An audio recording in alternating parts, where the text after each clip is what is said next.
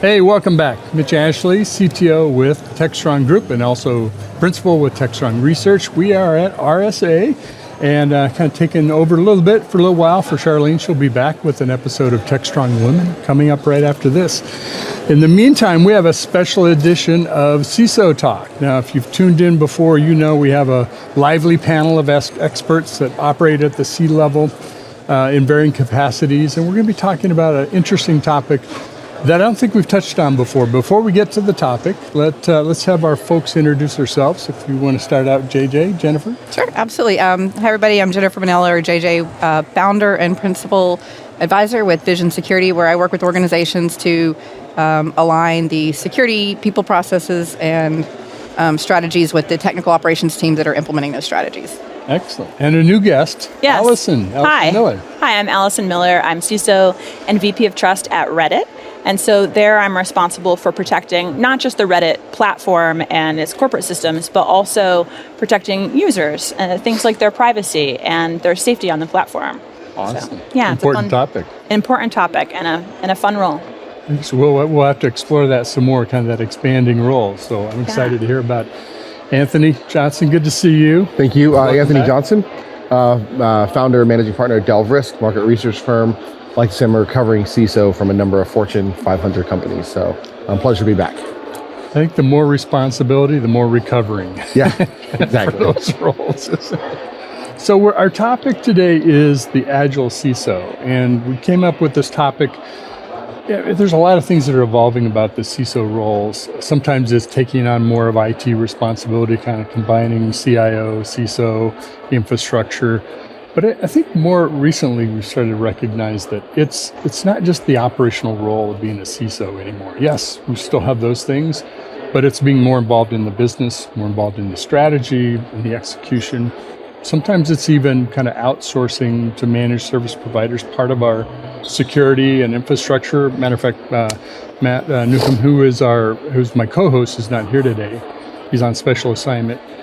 He was talking about how, kind of moving to corporate networks that aren't corporate anymore. They're third party, even at office buildings. And what's the difference of working in an office building versus in a Starbucks? People in and out and all that kind of thing. So our conversation is about this being agile, because it isn't just your technical skills or being able to kind of talk business. So I'm curious, Jennifer, if you want to start us out. You talk and you call yourself an adjacent to the CISO. Yeah. I think the CISO role, I don't want to be recovering CISO, so I've stayed just adjacent to that role. So I've had duties that overlap part of what a CISO does without taking the responsibility of a full CISO role. And I work with CISOs in organizations and sit between them and then non-technical stakeholders, or them and the technical implementers. So CISO adjacent is a good way to describe it. And I think it's been interesting watching over time, because working with the breadth of different types of customers of sizes and industries, from manufacturing to healthcare to people that are just creating software and products. Some of my clients are very heavy on-prem in a legacy infrastructure. So I think of large healthcare organizations that have, not just thousands and tens of thousands of devices endpoints, but tens of thousands of access points and millions of ports to deal with across the network infrastructure. And then in addition to all of the layers of applications and custom development that they're doing. Mm-hmm. And then fast forward to, some other clients that are, they have basically zero on-prem infrastructure that they're responsible for. So everything is in the cloud. They have office buildings, but the entire building is treated like a public network, basically like if you were at a Starbucks or anywhere else. So, the shift in watching people move from one to the other, or me trying to shift and deal with one and then the other, has been kind of interesting. And it's definitely a learning curve. And it's a completely new set of skill sets. And I think everybody's kind of retooling for how to deal with outsourcing a lot of that and managing those additional people and processes and then contractors. Interesting. Does any of that resonate with you, Allison, as a practicing CISO, or you? Totally. So where on that kind of spectrum do you fall? I imagine it's not all on-prem. Reddit is cloud native. So there's a lot of interest in and acceptance and curiosity about some of these managed services or things that are outsourced, including corporate applications. My most immediate prior experience was at a bank. So also curiosity, but agility in a different way, right? Because those are companies that have a lot of existing investment tied up in data centers and that on-prem technology. And so how can they start to adopt it in a way that feels safe to them? Of course, regulated industries have other things to consider besides their own sort of agility and willingness to experiment. And so going from a Silicon Valley company to a bank and then to a younger, smaller startup technology company, I've seen a lot of different environments and CISOs try and tackle that challenge using a lot of different tools. Interesting. By the way, what was your journey to becoming a CISO? How long have you been in that role? I've been. Or maybe I just shouldn't ask how long. Sure. I've been at Reddit for about 18 months, but this is actually my second CISO gig. And I've kind of jumped around between different types of roles. So I've spent time working as a fraud modeler. I've spent time doing policy analysis, product management in sort of security or anti-abuse related technologies. And then at the bank, I was responsible for building the technology and tools that we use to secure the bank.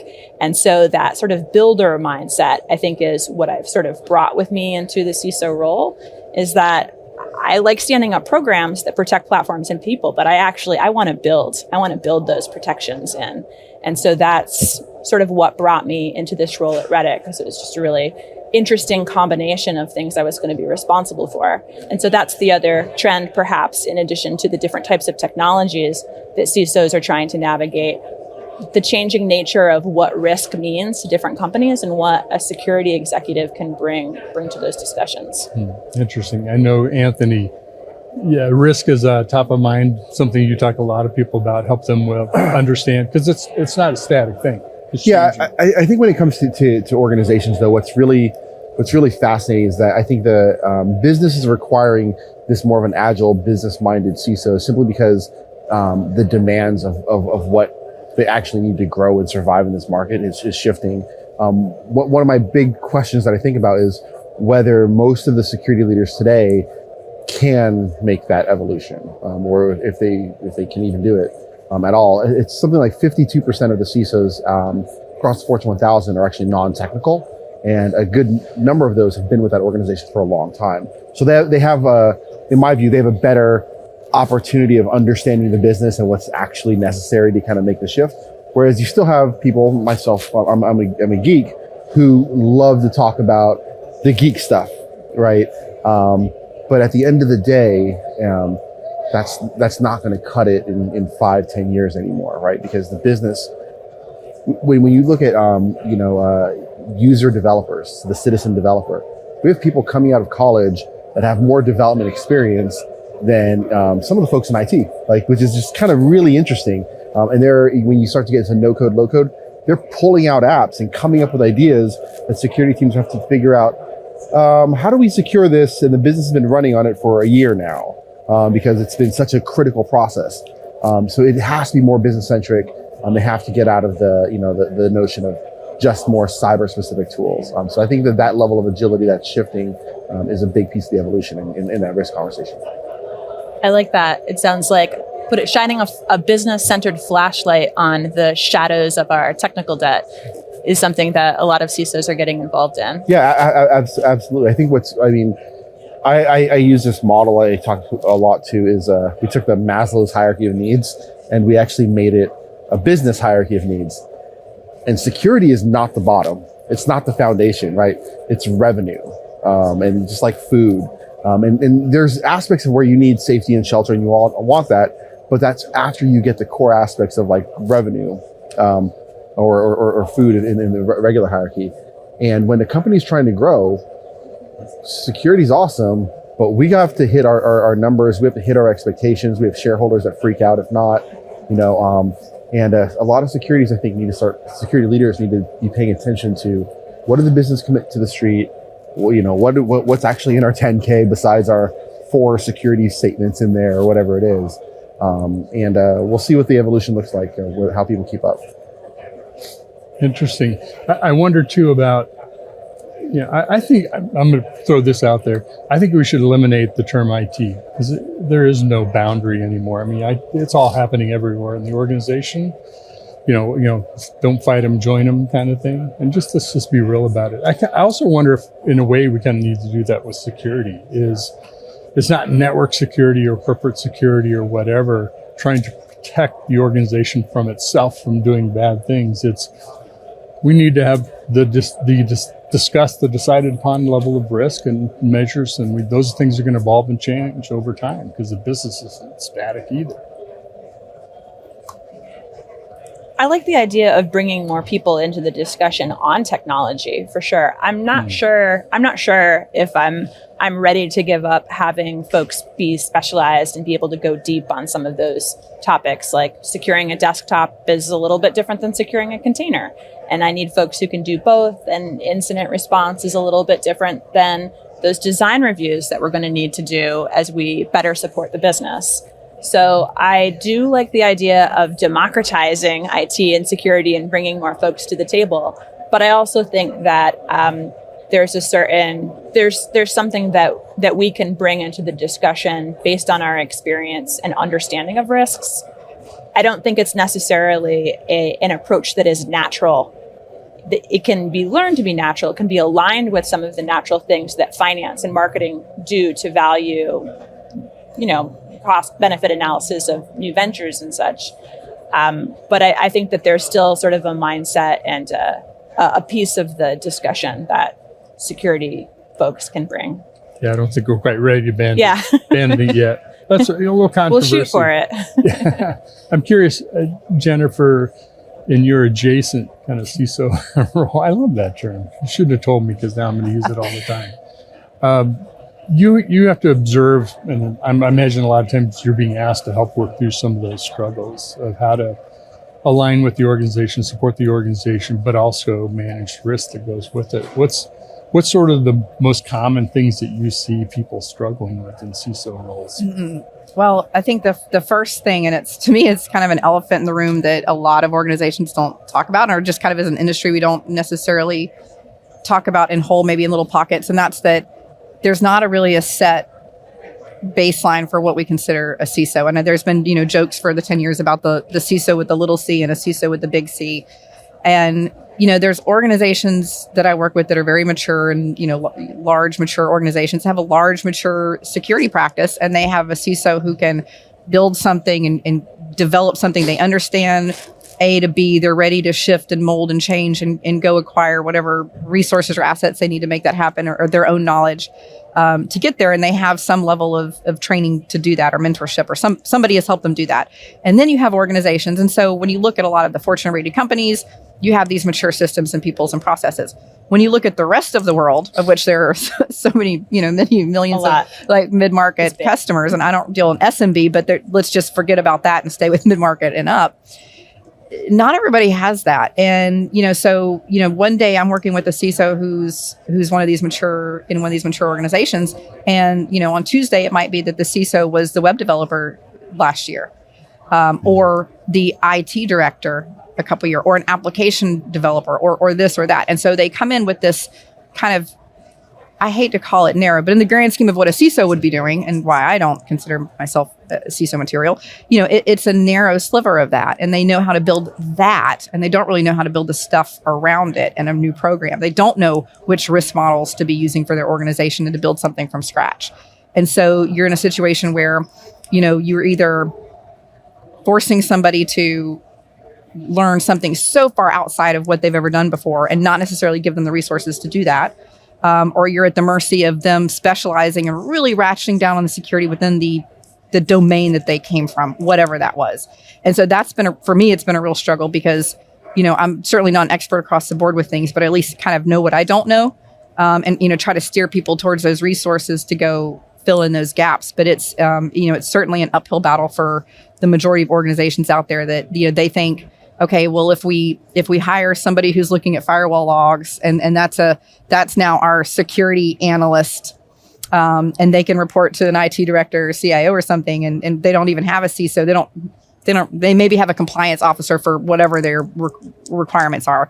And so it's really hard to start, talking to people about how to solve problems technically and controls and processes and people when they don't even have the foundation.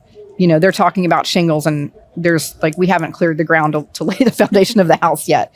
So that's kind of my little soapbox struggle with that. Your experiences? Oh, well, I just, as you were talking, one of the things I was thinking about is sometimes when I'm talking to folks, they're like, oh, you have such a non-traditional path to becoming a CISO. I think it's been a great path because I've been cross-training across all of these disciplines: product management, engineering, fraud detection, enterprise cybersecurity, policy analysis. All of those things have really helped me. And sort of one of the things that you kind of kicked off the conversation about was, what about these technologies that we might not have on-prem, that we might outsource? If there are safe, we feel comfortable, risk-managed ways to push some of those things out, those become almost commodified components of our security program. That frees us up to do the much more interesting work of better aligning with the business. So I understand what you're describing because I've seen that too. There's a lot of folks who they kind of grow in a vertical line and then their security program is very strong where they are strong. And what kind of resources does the industry have to help grow our leaders? Because I don't know that individual companies would know how to do that. Yeah. I think that when I think about security leaders today, I actually draw a lot of parallels to partners at a law firm, right? You might be a partner at a law firm, but you are not a contracts master in law, contracts law and HR law and housing law. I mean, there's so many different aspects of law. And security is like that today, where it's impossible to actually understand at a super granular level the nuance of how all of these technologies are going to come in to just make this one amazing masterpiece. And so people do index on, I have a lot of experience in red teaming and incident response. So let me focus on that for a little bit, and then let me get somebody who's maybe good enough here. And the organizations that can afford that are the very mega companies with hundreds of millions of dollars of budget. And maybe they do have very, very highly technical experts in line of business or functional CISOs that they've kind of commandeered out. But when you start to get to the mid-market, SMB, even below the Fortune 700, it is very, very difficult for them to compete, not even just on budget-wise, talent-wise. I mean, over the last year, you're seeing compensations shift. People leaving a role, coming back to the old company and getting 40, 50% up on base compensation, right? That's almost impossible. And then you overlay the fact that vendor software is not getting less expensive, right? They're innovating in new ways. So I need this. Oh, now we got to do this. Okay, now if I'm looking at securing GCP, I need a different solution versus securing Azure versus AWS. It's this really, really just this growing landscape that I think security leaders have to figure out, how do they step back and be a law partner and say, okay, we have the right people focused on the right areas, and I can present the broader risk context to the rest of the leadership team that literally has no hope of ever trying to explain and understand the evolving landscape. So I think that's where the agility and the evolution of the security leader is kind of shifting towards in my mind as well. Yeah, I have a huge amount of compassion for the medium-sized business, Absolutely. both technical, IT, and CISO security organizations, because in some ways they're expected to meet many, if not most, of the same requirements as larger enterprises. But without the budget, without the people, without the infrastructure, you just don't have it that size. Security is funny because it scales up. Like the bigger that you get, you have sort of a baseline and you can make incremental improvements, but it doesn't scale down. So the requirements space sort of stays the same no matter what shape or size enterprise or company or entity you are. And so it's kind of promising that some of these tools there's a wider variety of tools and services available, and they have different pricing schemes. Tools, you're probably more of an expert in this than I am, but we're looking at tools that are charging based on data throughput, right? Or number of employees. Some technologies charge that way. And so that's helpful for the mid-market, but their requirements suite is not diminished, even though their budget is. There are vendors, I won't list them out, who will not sell the solution unless it's a minimum of 10,000 users, right? Which is just a really interesting conversation of like, all right, so you have this entire market of people who want to buy this solution. Yeah, but we're focused here. So, we're not going to break down our strategy and do that. But you also have companies, they're Fortune 1000 companies. The entirety of their cybersecurity budget, including headcount and OpEx, is sub $3 million, right? That is insane, right? And so they're sitting there on, massive aspects of revenue, really tight margins because of the business they're in. And those security teams you get 3 people, $3 million, make sure we never show up, right? In this breach. And you're like, good luck, buddy. I have no clue what to tell you. Hopefully you find some great partners that will give you some discounts here. I want to argue the other side of that, though. So, please. Because, again, sitting between organizations and a lot of the vendors, including a lot of managed services for everything from entire managed outsourced networks to managed detection and risk and manage this and manage that, is I feel like I kind of applaud a vendor that understands where their solution is best positioned, whether it's, size or industry or combination of size and industry, because I don't necessarily think every solution is appropriate for every size organization. And there's certainly, a suite of products that I wouldn't put with an organization that didn't have, in fact, we talked about this earlier in a panel today, like if the organization doesn't have the people to manage that appropriately, control is only as good as the implementation of it and the care and feeding that you give it. And if you don't have the people, and if they've determined, and maybe they haven't, I'm just guessing, but if they've determined that, okay, what we think is on average, a company this size will have at least XYZ, that's the bare minimum to make this work. I do applaud that. I think Marcus' focus is great. In that particular situation, it's more of that's not the driver. A gate. Okay. It's a gate because they don't want to fragment their sales team, and which I totally get from hitting that. The allocation is better best use of their resources. It's the best use of their resources, but when you look across the SMBs, right, like, man, the only answer I see for SMBs is really to partner with MSSPs and those providers that can do things at scale. And have those partnerships with where they ratchet up to, we've now got 10,000 people that can do this, so now can I use this, which would replace all this other less efficient solution set. So I think our ecosystem probably needs a little tweaking to kind of. There's so much value though in outsourcing things. I've done a lot of like real world ROI analysis because the vendors all make up their little sheet. Somehow it always works out in their favor, they're so cute. Yeah, what a coincidence. But I'll tell you that for a couple, I did my own, and one of them was basically an outsourced SOC as a service, a full managed detection response, and it had different components to it. So I started this with several different organizations of different sizes, different industries, et cetera, and started kind of adding up and saying, okay, based on what you have now, here's like a 3-year plan or sometimes a 5-year plan. And these are the people that you would need in the order that you would need them, and the average based on where you're located, the salary, et cetera, et cetera. And, the scale, like you said, it scales up. It doesn't necessarily scale down.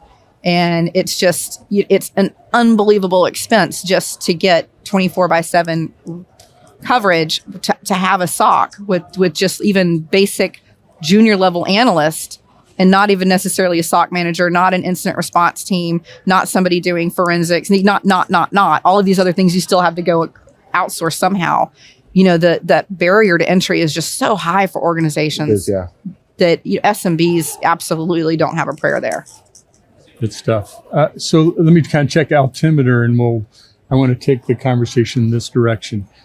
It seems like we're asking a lot of CISOs if we want you to be more strategic, more dynamic, more agile, be aligned with the business, understand the business, which I think are all important and agree with.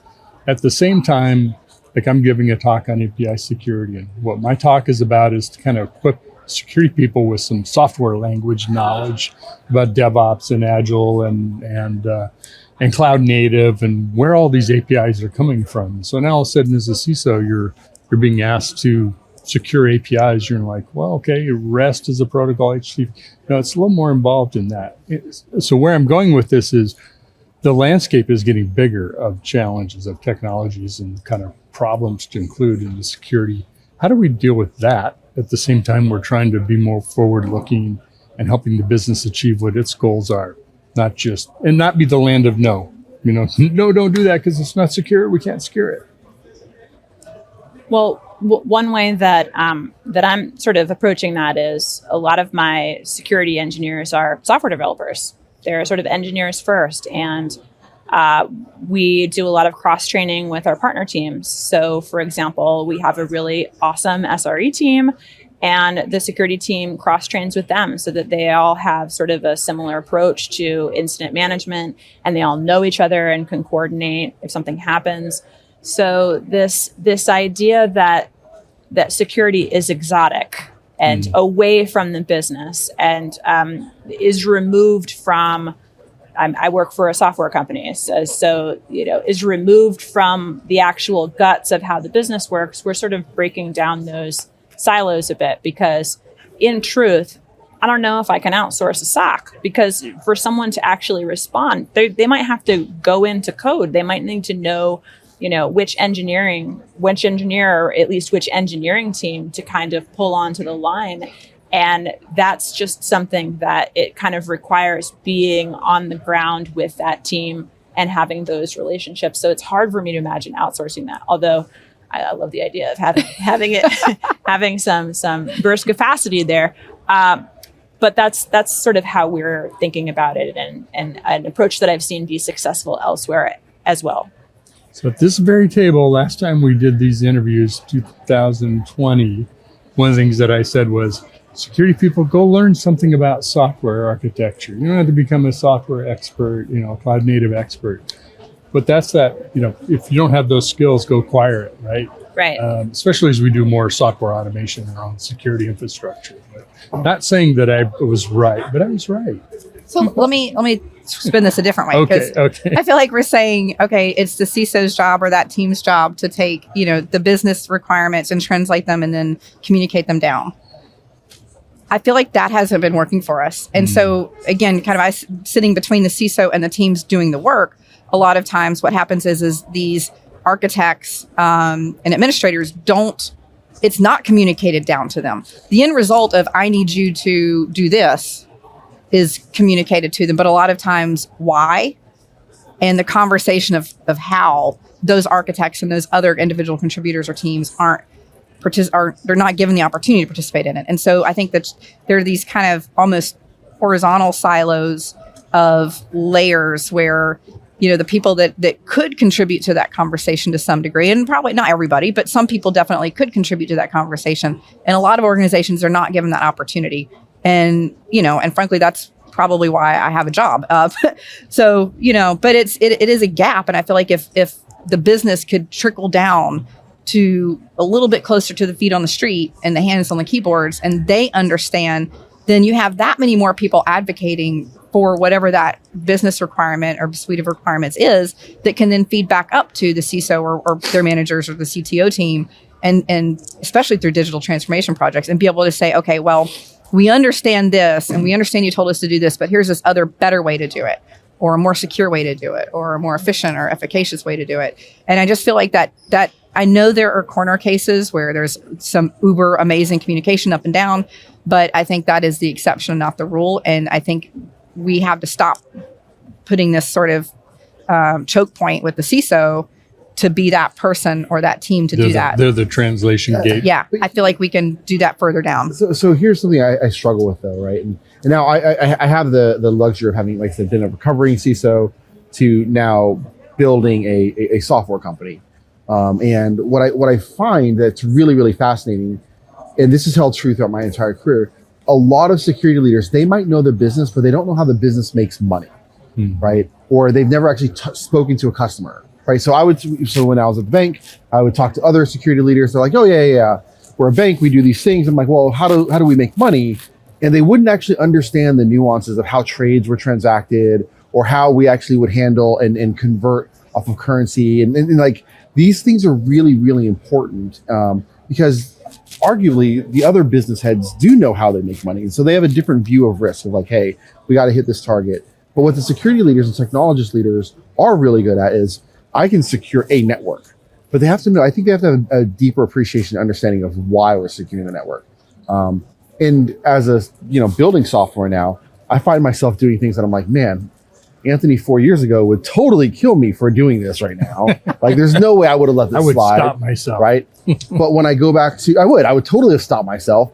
But then I would go back and be like, all right, but if I don't do this, then the company's not going to grow. And then we're not going to have a business to secure. Right. So it's a little bit, I guess I have a little bit of a different view on it a bit. What you're saying resonates with me, and it's why I tend to pick roles where I can be part of the business. I don't like being in a situation where it's like, oh, the business needs this, the business is resistant. I'm the business, I'm part of the business. We were very intentional when we were naming my role. So I'm the CISO and VP of Trust. It could have also been VP of Risk, right? It's a lot about sort of product risk and some regulatory risk, some of the other things that we're dealing with. But I wanted it to be trust because I wanted it to be clear that we are bringing value to the business, and we're making the product better, we're making the business better. But I also agree with JJ. The why and the how are both very important. And the why, I think, if we have CISOs who are good business minded, such that they can kind of speak the language of their colleagues, the why kind of works itself out, but the rubber meets the road with the how. And so I hope that my teams are empowered, that most of the how can be decided upon, and that I would only need to get involved, or management only needs to get involved when there's a disagreement that can't be worked out by those folks who are actually our hands on keyboards. Yeah. But they have to understand the big picture instead of the directive. And I think that's where, and I mean, just knowing you for a long time, I imagine you do a wonderful job of that. But I think that's where I see so many of the challenges is, so for example, when I was at this is anecdotal, but I was at a conference for, very technical people in networking and wireless. And with my new book, I address, risk and compliance and how to align network security configurations with that. And, one of the things I shared with them is, sometimes if somebody's not compliant, organization's not compliant, that's a choice. And there might be a fine, and there's just a line item in the budget for that fine. And that just blows some people's mind that are technical. Mm-hmm. And so it's that, the big picture, what are we trying to do, instead of the directive of do this configuration, when probably the person telling them, and I'm being a little silly here with the specific configuration, but they get them some narrow directive. This person doesn't understand the ramifications of that specific directive necessarily. And then the person who's doing it doesn't understand what the intent was. So intent-based strategy. Yeah, right. I remember at one of my previous organizations, we were talking about something, and the answer that came back was, well, let them sue us. We've got thousands of attorneys, and by the time this gets anywhere, they'll probably be out of business. And it was just this like, oh, okay, big bank takes little bank kind of conversation. I guess that's what we're going to do. Things aren't and we just fair. And we just moved on, right? Like, and it was a real big piece for me to be like, but the compliance, but the of like, it was like none of it mattered. Like, let them sue us. That's fine. That's why we have 1,000+ attorneys. I worked construction when I was a teenager, and one of the phrases that struck me that way was good enough for who it's for. And that was the customer decides what the expectations are. The business decides what it needs. Kind of same idea. I think this idea of Agile CISO is an Agile leader. That's really what it is. 'Cause it's not just you being Agile, it's your organization. It's giving the context, helping with most of my staff meetings, 3/4 of it is why. Here's what's happening in the business. This is what I know about that might help inform you with what's happening, because you're being asked to do A, B, and C, and you're like, why is A important? I'm fine with the others. So it's helping our organization, because I remember you're going to Cisco Live, I think, to another conference. And I remember back in early 2011 or so, my top network engineer said, I'm going to the Cisco conference. What should I go check out? And I said, Python. And he said, what's that? And I said, Python. He said, it's all going to be software. All these boxes you're buying, most of them are going to change. They're not going to be what they are now, because I just got done working on products doing that.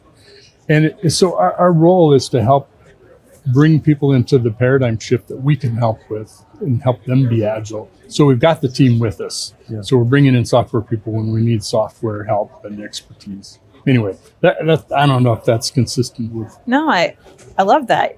You're talking about agility in terms of adaptation, right? Because what a company needs from a security leader kind of depends on the company, as well as what that leader's skill set or sort of preferences are. And I also smile when I hear your description, because I love innovation. So for me, being an agile CISO means being an agile leader, but also one who is probably going to end up changing how things work in order to make them work better. You have to thrive on change, I think, to Absolutely. be a leader these days. Yes. So let's do this. I think we're kind of getting close on our time here. How about this as our parting thought? What do you think is from a CISO mindset when you come to RSA this year? And we're back in person, and a lot of things have changed. Some things haven't. What do you think that question that people are trying to answer? It doesn't have to be the same question. We all have different perspectives. What's the questions that they're trying to answer by coming to RSA? You want to start, Anthony? I think that this is a little bit different. RSA is different this year, particularly because they spent the last 2 years getting information, invites, just data stuff thrown at them. And so a lot of security leaders are like, hey, is this still a good network relationship building opportunity? And that's why every restaurant is slammed. Every venue is booked. Coffee shops are booked out because security leaders and practitioners are they're networking and doing a lot of that catch-up pieces here. Like, I think the time of going to a conference and saying, I know nothing about that topic anymore, I think we're kind of past that.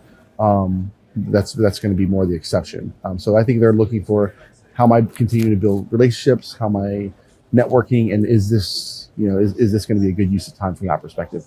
Because the reality is, any security leader can get all the information about any vendor, either through their Gartner subscriptions, partners, friends, whomever it is, and vendors will fly Techstrong their Research. Yeah, exactly, right? Everyone. So I think it's about the networking pieces here. Shameless plug. But anyway, so go ahead. Yeah, I think in the past I might have thought that CISOs were coming to RSA to figure out what was the newest, coolest silver bullet foundry and bring a shopping list and figure out what can I buy to solve my problems. And I think that there's a little bit of silver bullet exhaustion, maybe. We're very aware that we can keep buying tools and solutions, and it doesn't necessarily help us really manage our risks. So now I think CISOs are coming to say, who else has my problems?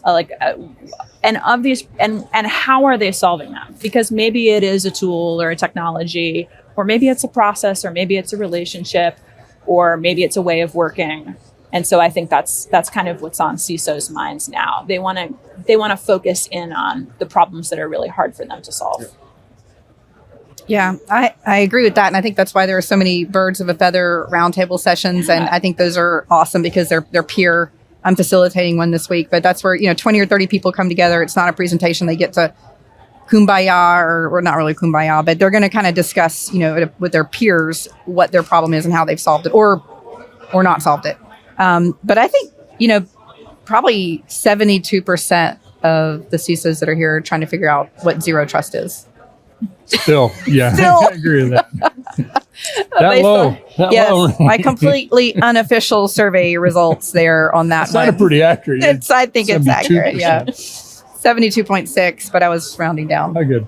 Thanks for kind of sparing us from the 0.6. What's interesting is I worked in a research in an industry consortium, and a lot of the engagements were not as big as RSA, but I did learn that the higher you go in an organization, especially a bigger organization, kind of the lonelier it gets. The amount of people you can sort of really open up to and talk about your insecurities. I don't know this, what's going on. Am I doing the right thing? Is my strategy right? Are we going the right direction?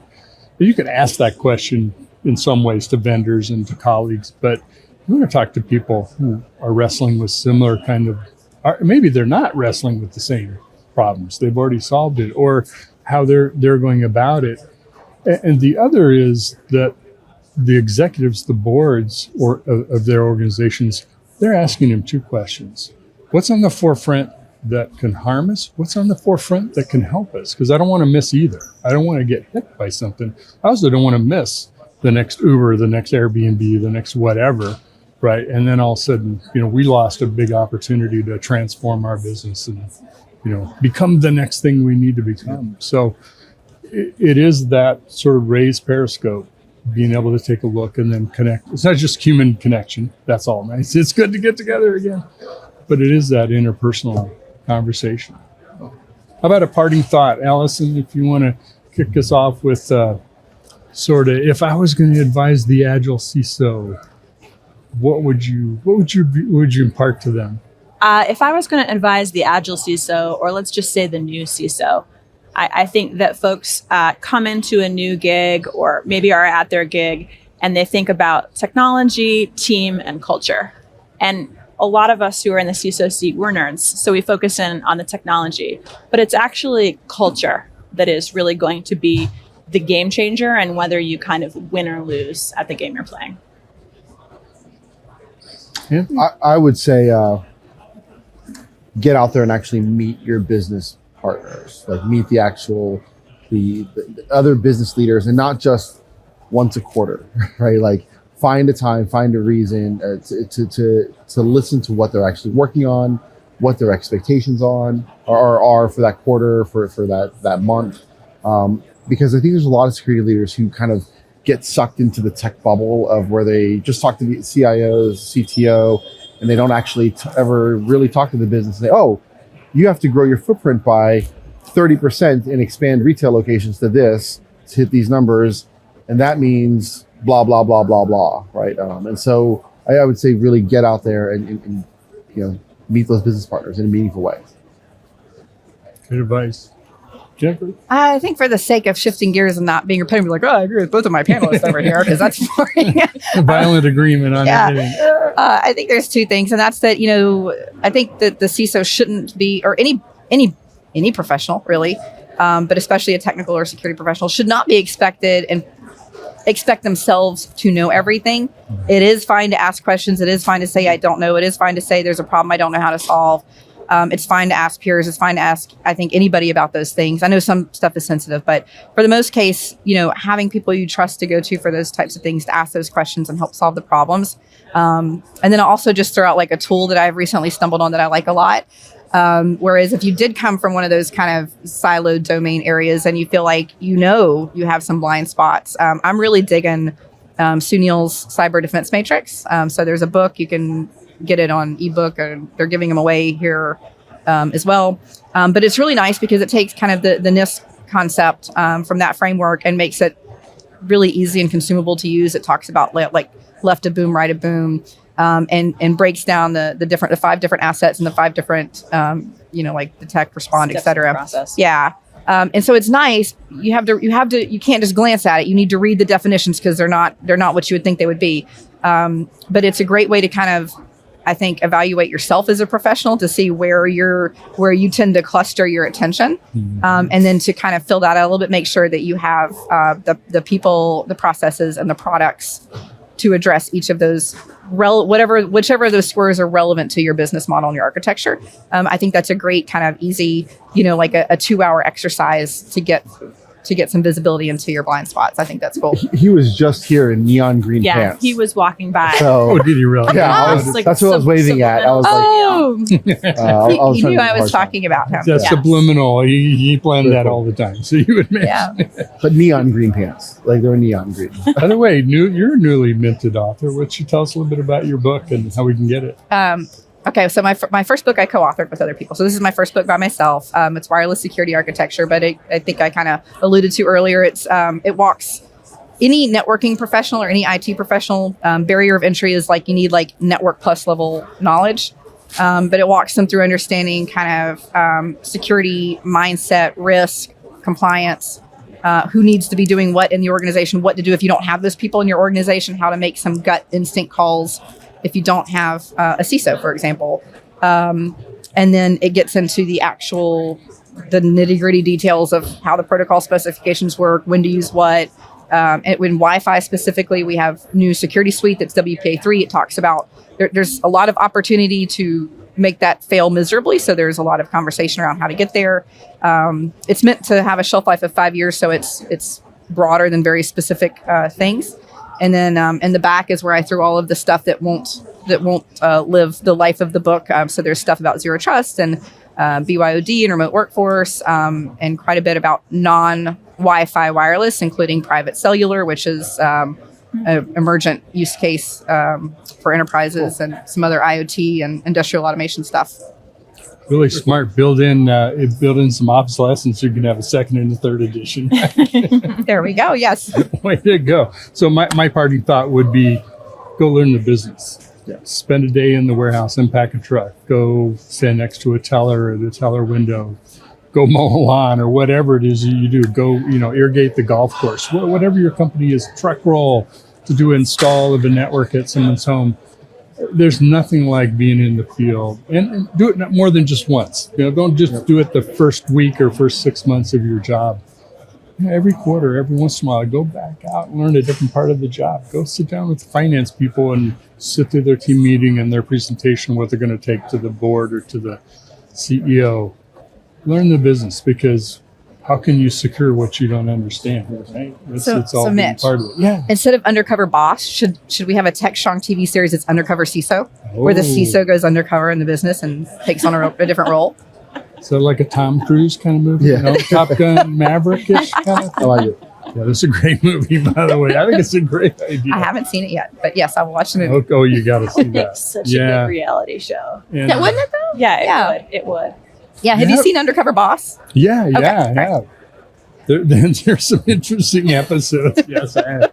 There's some really good ones. Well, there's no litmus test, but Allison, you're now a member. You're part of the team. All right. So you have to come back now. You don't have a choice. Good crew. Anthony, good to be with us. Jennifer, thank you so much. Thank you for being with us for this special edition of CISO Talk. As you can tell, we're trying to grapple ourselves with what those challenges are and help each other with ideas and experiences that we're having. We hope that's been useful to you. Definitely want you to stick around. Our next segment is going to be Techstrong Women with Charlene O'Hanlon, and she's going to be hosting some very special conversation about women in tech. So don't go away. Stay tuned. Same bat channel, same bat station. We'll see you in a bit. Awesome. Thank you.